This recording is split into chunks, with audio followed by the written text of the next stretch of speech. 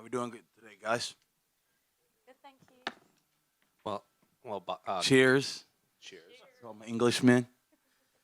Well, King, from right here, obviously hostile territory here in Manchester. Is this an environment that you thrive in, coming across the pond and challenging one of their hometown fighters? I don't know if it's been so hostile yet. I've been getting love. I didn't know I'm international, I've been getting love. I got one objective, go out there and do what I do. I'm not really tripping about the crowd or anything like that. That's not even important. They can't fight. They can't get in the cage, and so it's just me and him. Bilal was in here too, and he said he was surprised at the amount of love he would get walking around the city. Were you expecting maybe a more hostile reaction, and that kind of caught you off guard? Yeah. Be honest, I was kind of shocked. Like, I done met at least a good 10 people say, hey, fuck Paddy up. I'm like, what? You're English. You're from over here. He's like, yeah, but we don't like him. He talks too much. He's like this. I'm like, wow. So I like it. He was in here earlier, and he said he doesn't want to call you King. His reasoning was, CTE is real when he's talking about you. So, what's your reaction to him not wanting, call you by the name that you've chosen? Oh yeah, I didn't know that. This is the thing. He's been talking a lot, and I feel like it's been kind of pissing me off. But then I realized, when I started thinking about it today, I was like, man, my shit has been tested through time. We know what I do. I do this every time. Yeah, you come up short a little once in a blue moon, cool. But his has not been tested. He has to go in there and deal with that, And especially to say what you're saying, you got to go back that up. Like his stinker fight, he threw a fight against Tony. That shit was a stinker, When I went to Tony, it was a totally different reaction in the two fights.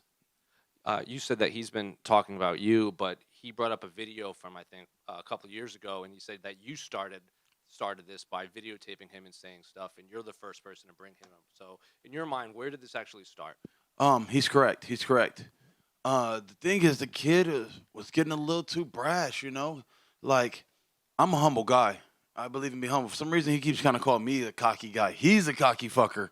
But, to me, it's like, I've earned my spot. I've been here for so long. I think I'm here 12 years now, fighting. And not just 12 years where I fight once a year and I hang out and then I come back the next year and I fight. Like, no, consistently, like, doing 4 or 5 fights a year, And so, for me, it's a little bit different where I've earned my spot. That guy was running his mouth and doing all this barking, and I'm like, who is that guy, And then he got into it with Ariel, and he was trying to make Ariel pay him. I'm like, what? Ariel don't pay nobody. Ariel don't pay Conor McGregor. Why do we got to pay that guy? And so he just started, like, acting like he was, like, the big shit, And it's like, man, you don't know, like, I think that the problem for me is, like, I call him the spoiled kid, the spoiled kid. Certain kids that don't know that you got the whole house. Everything's been built around you. And I think it goes back for me to, like, my days where I come from, like, because I didn't have a mom and dad. I seen those kids act like that at school. I'm like, man, they don't even know how they treat their mom and their dad. They're like spoiled, And he acts the same way. It's like he doesn't realize the UFC's working with him, giving him every opportunity. They're building you. I had to earn it. They had to put me through the fire. I've been forged by fire. They built you, and there's a difference between us too.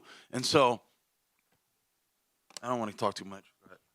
Well, kind of going off of that, even when you made your debut, like all the way back against Jacob Volkman to now, like you said, you went through the fire, and Paddy's kind of had this rise in popularity. Does any sort of part of you resent, like, the UFC's kind of putting all this behind him when you've been doing this for so long? That's what I'm saying. That's what I'm saying. It's the spoiled kids versus the cool kids. The real ones. Like, you don't know that he's getting just the door open. He gets to walk through it, and all he has to do is shut up, smile, and he's got the whole oyster, But somewhere in there, he has to start getting brash. I feel like once you start winning, you can get drunk off of it, Where you start feeling yourself, and you're like, man.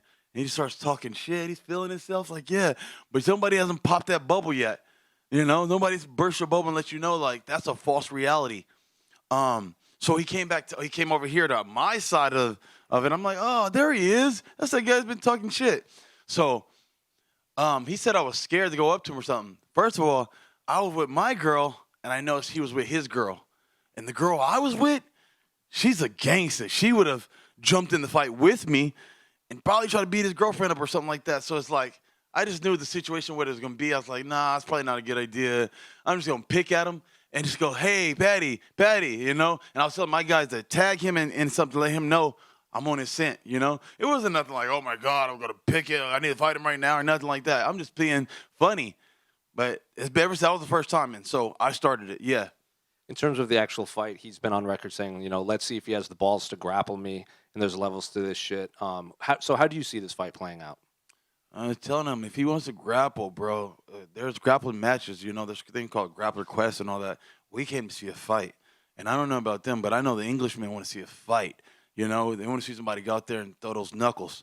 And so if he wants to do a grappling match, I told him just lay on his back. Just lay on your back and see how it goes from there. Just go ahead and lay on your back and see if you want to do a jiu-jitsu match.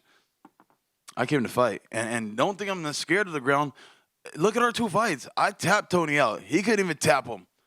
You know, I don't know why people keep thinking I don't got this grappling. So he also tapped out what's his name, Jordan Levy. Yeah. So I hit Jordan up. Jordan's my guy. I hit him up. Let's train together. You know, I want to see what this is all about. I tapped out Jordan like 3 times. I was like, he didn't do anything special. Like, but people don't know this. I got jiu-jitsu too. It's just like, it's not the thing that people want to see. Like I'll listen to the crowd and then go, boo. I'm like, oh, that's not a good sign. So I don't do those things, you know? Once my crowd starts letting me know they don't like what they want to see, I don't want to give you that you don't want to see. You guys pay for this, so I'm going to give you what you want. Bobby, Two more quick ones. I don't know if you saw, but on November 1st, they're going to introduce a new rule set that they approved that will allow 12. Oh, I was going to be trying to tear him up right now. I thought it was already approved. November I was going to go 12-6 if he dropped his head down there. He's getting it 12-6. 12-6. But I guess not. Okay. They also are redefining the ground opponent, so you need more than just your hand on that. So I think That's all November. November 1st. In Oh, the okay. commissions. Man, I was about to be doing some shit. I was like, it's new rules. I'll tell my buddies, I'm going 12-6 on these guys. I guess I got to wait. And then final one, can I just get your thoughts on the main and co-main? Main and co-main. I like Aspinall. Tom's the shit, you know. Tom's, I feel like, the new age heavyweight. Love to see his style, you know. I used to be like a Sergey fan, and he creamed Sergey. So I was like, man, I like the way he was bouncing and moving. I'm like, look at his heavyweight move like that. So that was dope. Like, he's got it. And he understands more fighting to me and what fighting should look like. So I'm going with Tom on that one. I don't pick by what I think. I pick by who I like and who I think is the shit, you know. And then I'm going to go with Leon, you know. Leon, headshot, you know, bang. Let's go. Bobby, Paddy believes that he will knock you out on the feet. What have you made of his stand-up so far since his UFC debut? See, that guy talks a lot. And the difference is he's got to back it up. He's got to back it up. He was shooting all over Tony. He was trying to sniff somebody's crotch, you know? To me, I don't believe it. I don't believe it. You got to prove it. He's going to knock me out. He's going to knock me out. And I'm being humble. That's a possibility. Anything's possible in this game. You could throw a lucky shot and catch a guy. But I've never seen him hurt a guy with one shot, you know? He's going to hit me with more than one shot. I don't know. I don't see it possible. Are you enjoying the verbal back and forth with him? Do you feel like it's going to bring out the best of you? I think he is, you know? I got this thing when you start saying certain things to me, I take it so personal that, like, I don't forget it, and it pushes me to a new level. My coach is like, man, he's excited for this fight because he knows most guys don't say stuff like this, you know? So it gets me to another place. When I finally find something I can find on him, that's what I did to Dawson. That's what I did to whatever his name is. All these, Alaquinta, you know, those guys that got finished, they were saying little things that I was like, oh, he said something that's interesting. Now I'm mad. And so he's going to put me in that place where I'm going to lose myself. When you get in that flow state with that crisp boxing, it's really exciting to watch. But I think your opponents get that confidence from when you drop your hands. Is that something that you'll still be looking to do on Saturday night? I know it's like a taunting aspect that you like to do, get them into a false sense of confidence. Is that something that will always be a part of your game? It's the thing that sets me apart from everyone else. Who else you see out there with their hands down? I'm the only guy. I don't know what that was, but okay. But yeah, I'm that only guy, you know. I gotta be something that's different from everybody else. You know, I don't want to be like everybody else. I don't look like everybody else, as you could you know? I don't want to be like nobody else. And so to me, those things are more important than just trying to win a fight. Like, to impress the English men is more important to me than to go out there and win the fight. Some things are more important than just winning. Those guys got lost in that. I was impressed on the package I'm bringing. Every time I come, it's this, you know? You're gonna get a 90%, oh, that was a fight of the night type of stuff, energy with me. And so I like to stay more so there, you know? It's a lot behind what I do and what I do it. Earlier today, there's an interview came out with Paddy where he admitted that 5 weeks ago his coaches were considering pulling him from the fight because mentally he wasn't feeling up for a camp. When you hear that, is that something you can take? Can you take anything away from that, or do you think, hey, he's just dealing with his own personal battle and it's nothing to do with Did me? he say why? He just said he was feeling depressed. There's a lot of stuff going He on. said that it was the hardest camp because he had his babies, There was some other stuff as well. I think he lost. you know, and that was bothering him. And so I had to make sure he knows I had a baby. Like, he had his babies like a year ago, you know? I had babies during this actual camp. And that's the difference between me and him. I'm going to keep proving it. That's the difference between you and I. It's levels. And I could name 1,000 things why we different. 1,000 things why we're different. I had babies during this camp. My baby a month old now. So that means I had it in camp, you know? And so don't even trip. I'm going to show the difference between us. Do you look at him? You said he's like the spoiled kid, right? And you're the guy who went through the fire. Do you think it's almost like your duty to the other guys like you, the other veterans, to prove that, hey, these young guys might be getting all the shine from the promotion, but if they don't have the skill, they can't beat us? Facts, you know? It's just what it is. And I keep hearing so many people, you know, kick his ass. Like, I've never seen so many people want to see him get his ass kicked. It's kind of amazing to me. I'm like, what the? I would think you would like him. No. Everybody wants to see him get his ass kicked. Sheesh. King over here. You said a lot about Paddy's character and his personality. As an actual fighter, what do you think he does well, and what do you think you need to be most wary of when you're in there with him on Saturday?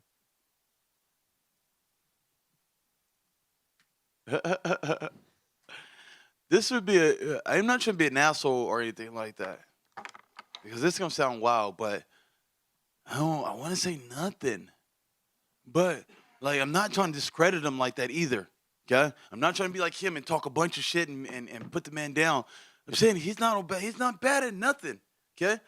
But I don't know. I just see, like, oh, you're not, like, there's certain levels at this that you can see, because I've been on the war field so long that I can look at a warrior and go, oh, that's a warrior right there. I can see, oh, he's a warrior. She's a warrior, you know? Just in a matter of a minute of watching your fight. I can watch how you move, what you do, and how you're doing your setups. Tells me how long you've been in this game and how well you're versed at this. And I went, oh, he doesn't know that. Or he does this thing. He doesn't do that well. Interesting. He should know that by now if he thinks he's this and that, you know? But that's just my own take. I'm not trying to really put the man down. I'm having a good time out here. I'm going to kick his ass. I'm going to laugh. I'm going to fucking talk shit to him because I know what I'm doing. Like, he doesn't know what he's about to get into. He couldn't find a guy in England that looked like me or moved like me. He couldn't find not one person here. I can find 1,000 hymns. And in terms of your career, you know, you've been in the UFC fighting at the top level for a long time now, putting on exciting fights over and over again. At this stage in your career, what is the main career goal for King Green right now? This new chapter of your career under your newly adopted name. It's been the same goal. The goal ain't never changed.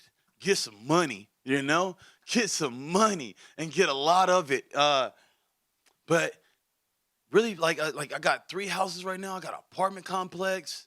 So paying those things off now, just having ownership. That's why I call myself king also, is me and my boys were arguing, and I was like, especially with black guys. There's a bunch of black guys in the room. You can't tell a black guy he's not a king. Everybody feels like you're a king, and everybody wants to be a king. It's just their thing with black guys. So I'm like, this isn't the thing, though. Where's your castle? And they're like, I got a house. I got an apartment that I rent. You know, I got a house that I rent. I'm like, yeah, but any day if you don't pay your rent, they'll take that motherfucker, you know? And so it's about ownership. And I was like, you don't own it. You're not a king. And so the work that it takes to own a home, it takes a lot of work. It takes 30 years on a 30-year mortgage. It takes a blah, blah, blah, you know? And so for me, I own one of my houses already, you know? I'm going on my second to be owned and stuff. So it's like ownership. You know, you can't take this from me. I built this, I earned this, and it's mine. Thanks very much. King, back here. King. Oh, yeah, Back here. there we go. I got one more question. Who is he? Do I Back get to here. pick who? I want to pick who. Who all had the questions?